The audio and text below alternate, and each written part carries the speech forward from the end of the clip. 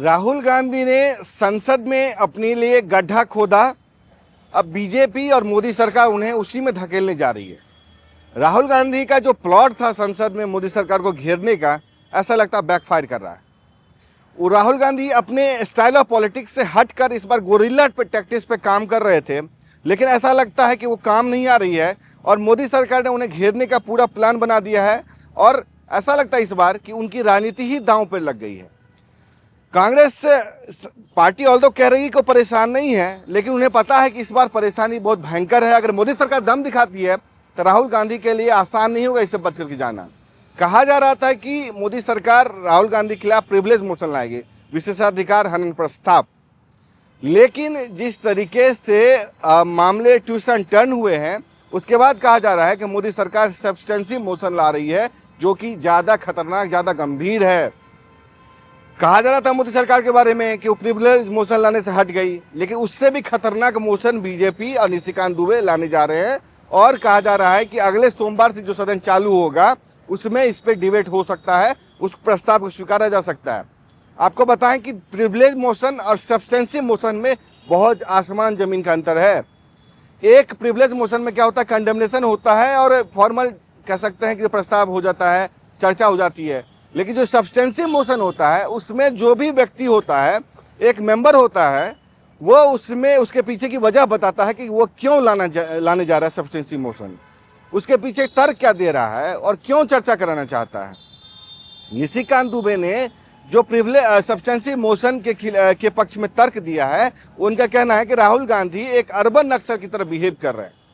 राहुल गांधी का दौरा Cambodia, Thailand, तमाम ऐसे जो ईस्ट एशियन नेशन हैं उसमें हुआ है, जहाँ पे कि उनकी जो गतिविधि है या जो मुलाकातें हैं वो संदिग्ध हैं।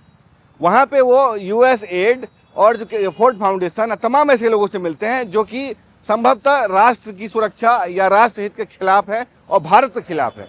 इसी पर चर्चा कराना चाह रहे हैं और कहते हैं कि निशिकांत दुबे ये कहना चाह रहे हैं कि राहुल गांधी के जो एक्ट हैं वो राष्ट्रीय सुरक्षा के खिलाफ है, भारत के खिलाफ है, इसलिए उस पर चर्चा होनी चाहिए और उनको उनकी राजनीति खत्म की जानी चाहिए। मसलन उनको चुनाव लड़ने से ही बैन कर देना चाहिए, जो कभी बाला साहब ठाकरे को एक दूसरे केस में किया गया था कि चुनाव आयोग ने उन्हें वोट डालने का अधिकार जो था वही छीन लिया था, चूंकि भड़काऊ भाषण के मामले में।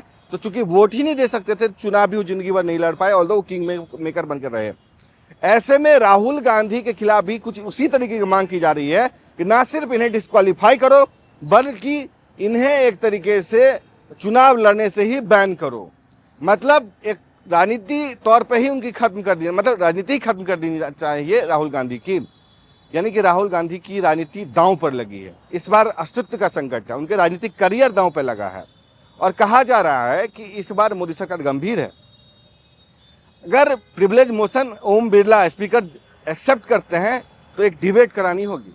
डिबेट करेंगे तो बात दूर तक जाएगी और इसका चर्चा का जवाब और अंत निशिकांत दुबे करेंगे। और अगर इस पे डिबेट होता है तो उसके साथ साथ सबूत भी आएंगे। जो MM नरवणे की किताब के हवाले से आपने कोट किया था, उसमें गांधी परिवार के खिलाफ भी कोट आएंगे। उस मोशन में एक तरीके से गांधी परिवार के इतिहास, राहुल गांधी और तमाम ऐसे फैक्ट्स या कह सकते हैं चर्चा होंगे जो कि काफ़ी चुभने वाले हैं गांधी परिवार को, राहुल गांधी को। और अगर ये प्रस्ताव स्वीकार कर लिया जाता है तो राहुल गांधी के लिए बचना मुश्किल होगा, उनकी डिस्क्वालिफिकेशन हो जाएगी और इस बार सुप्रीम कोर्ट भी उनको नहीं बचा पाएगी। यानी कि जो गड्ढा राहुल गांधी ने अपने लिए खोदा था उसमें ढकेलने का पूरा प्लान मोदी सरकार ने बना लिया है और इस बार गंभीर प्लान है। अब देखने की बात होती है कि किस लेवल पर जाते हैं। आपको बताएं कि मामला ट्विस्ट एंड टर्न ले रहा है। राहुल गांधी के बारे में कहा जा रहा है कि वो अपनी पार्टी को भी दांव पे लगा रहे हैं, क्योंकि जिस तरीके से उनको ये उनके सलाहकारों ने ये सजेस्ट किया है कि आप इस तरह की राजनीति करो। अब सुर्खियां बटोर रहे हो, सुर्खियां बटोरना और एक तरीके से सरकार को घेरने में अंतर है। सुर्खियां बटोरते हो तो उसका कोई सब्सटेंसिव आपको फायदा नहीं मिलता है, इलेक्टोरल पॉलिटिक्स में कोई फायदा नहीं मिलता है, मीडिया में मिल सकता है, लेकिन अगर मोदी सरकार को घेरते हो, मुद्दों पर घेरते हो, तो उसका जनता में असर होता है। लेकिन ये लेफ्ट लॉबी वाले क्या समझेंगे, जो राहुल गांधी के सलाहकार बन बैठे हैं, वो उनकी राजनीति को दांव पे लगाने पर तुले हुए हैं, अपनी राजनीति को, अपनी विचारधारा को उनके कंधों पर रख करके चला रहे हैं। ऐसे में अब निशिकांत दुबे से, जिससे कि सबसे ज़्यादा गांधी फैमिली कांग्रेस चिढ़ती है, उन्होंने नोटिस दिया है, और अब इस मामले में कहा जा रहा है कि एक फॉर्मल डिबेट होगी, उसमें तमाम मेंबर्स भाग लेंगे, उसमें सबूत रखने होंगे और पर्टिकुलर इशू बेस्ड कह सकते हैं कि चुनाव होगा, मतलब चर्चा होगी। अगर ये पारित हो जाता है तो राहुल गांधी की सांसदी चली जाएगी। इससे पहले जो मानहानि के मामले में उनकी सांसदी गई थी, उसमें तो उनकी सांसदी बाद में बहाल कर दी गई, हेट स्पीच वाले मामले में बहाल कर दी गई। लेकिन एक तरीके से कह लें कि इसमें बचना उनके लिए मुश्किल होगा। संसद के फैसलों पे कोर्ट संभवतः इस तरीके से नहीं पलट सकती। संसद के पास अधिकार है कि कोर्ट के भी फैसलों को पलट दिया जाए। लेकिन जो ट्विस्ट एंड टर्न्स राजनीति लोकसभा में चल रही है, उसके बाद कहा जा रहा है कि राहुल गांधी के लिए बचना आसान नहीं है और राहुल गांधी भले कह रहे हैं कि वो किसानों की लड़ाई लड़ते रहेंगे, लेकिन इस बार सरकार ने मन बना लिया है कि वो इसको सदा के लिए अंत कर देंगे। क्योंकि सिर्फ राहुल गांधी नहीं है, जो उनके इर्द गिर्द राजनीति घूम रही है लोकसभा की, संसद चल नहीं पा रहा है और जिस तरीके से वो पर्सनल अटैक्स पे जा रहे हैं, हरदीप पुरी पे अटैक किया उन्होंने, सरकार को ऑफिशियल सीक्रेट एक्ट के मामले में घेरा जिसको कि कोर्ट नहीं किया जा सकता था, राष्ट्रीय सुरक्षा के मामले में एक तरीके से घेरे हैं, ऑपरेशन सिंदूर वाले मामले में जिस तरीके से घटनाक्रम हुआ, और तो और एप्स्टीन फाइल में जिस तरीके से पर्सनल एलिगेशंस लगा रहे हैं, वो भी अपने आप में एक तरीके से कह लें गंभीर मुद्दा बनता जा रहा है।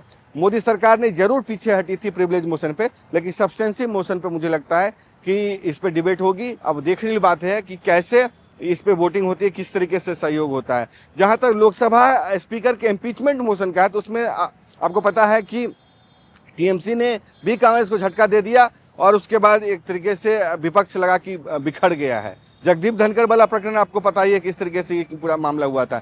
ऐसे में अब देखने की बात होती है कि लोकसभा किस तरीके से चीज़ों को लेती है, किस तरीके से मामला करता है, क्योंकि ये पहला मामला नहीं है। राहुल गांधी ने जगदम्बिका पाल को भी निशाने पर लिया था, जिसमें उन्होंने कहा था कि आप पुराने कांग्रेसी हैं, तो एक तरीके से हम आपके लिए सहानुभूति रखते हैं। तो उन्होंने जवाब दिया कि आप अगर हमारी बात माने रहते तो इस तरीके से नहीं होते। उससे पहले रमनीत बिट्टू को उन्होंने गद्दार तक कह दिया था। तो राहुल का और प्रहलाद जोशी वाला प्रकरण भी आपको पता होगा कि मीडिया से बात कर रहे थे तो उनको एक तरीके से परेशान या डिस्टर्ब करने की कोशिश की थी, उनके कंधे पर हाथ रखने की कोशिश की थी। तो तमाम ऐसे प्रकरण राहुल गांधी के इर्द गिर्द हो रहे हैं या राहुल गांधी उसमें जाने अनजाने में शामिल है। उसके बाद कहा जा रहा है कि अब लगता है कि ये लड़ाई बढ़ने वाली है, मोदी सरकार इसको अंजाम तक पहुंचाएगी। अब सबको इंतजार है कि सोमवार को क्या होता है, क्या लोकसभा सेक्रेटेरिएट इसको एक्सेप्ट करता है, इस पर डिबेट कराता है, कब डिबेट कराता है, किस तरीके से डिबेट करता है, ये भी देखने वाली बात है। नंबर गेम की बात करें तो मोदी सरकार को लोकसभा में बहुमत है, ऑल्दो वो एनडीए के हवाले से है, एनडीए एकजुट भी नजर आ रहा है, लेकिन राज्यसभा में कुछ परेशानी हो सकती है, वहां भी किस परेशानी हो सकती है। चूंकि मामला राज्यसभा का है, ये भी देखने की बात होगी कि लोकसभा में किस तरीके से घटनाक्रम घटित होता है। आप पूरे मामले पे क्या सोचते हैं? क्या राहुल गांधी की जो तमाम हालिया जो दौर रहा है या संसद सत्र में जिस तरीके से बर्ताव रहा है, व्यवहार रहा है, उसके बाद उनकी सांसदी चली जानी चाहिए या नहीं? अपनी राय जरूर दें। तब तक के लिए देखते रहे NMF न्यूज़। नमस्कार।